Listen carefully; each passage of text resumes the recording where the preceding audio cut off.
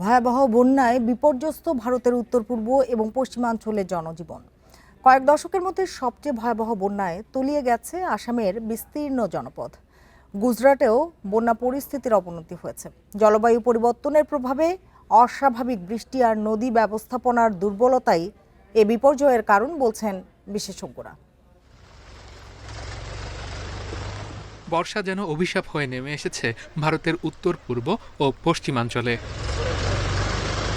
অস্বাভাবিক বৃষ্টির কারণে আসামের ব্রহ্মপুত্র ও তার অর্ধশতাধিক উপনদীর পানি বিপদসীমার ওপর দিয়ে বইছে।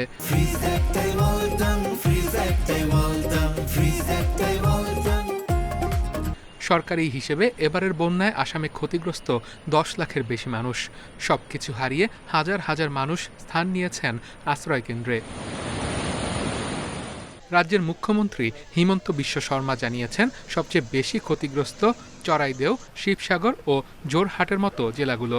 নাগাল্যান্ড ও আসামের কিছু অঞ্চলে স্বাভাবিকের চেয়ে প্রায় 436% পর্যন্ত বেশি বৃষ্টিপাত হয়েছে বলে জানিয়েছেন আবহাওয়াবিদরা। গুজরাটেও তীব্র বৃষ্টির কারণে বন্যায় স্থবির জনজীবন।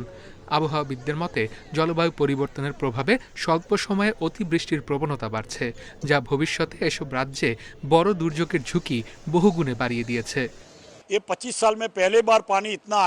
25 বছরের মধ্যে এই প্রথম আমাদের এলাকায় এত পানি ঢুকেছে।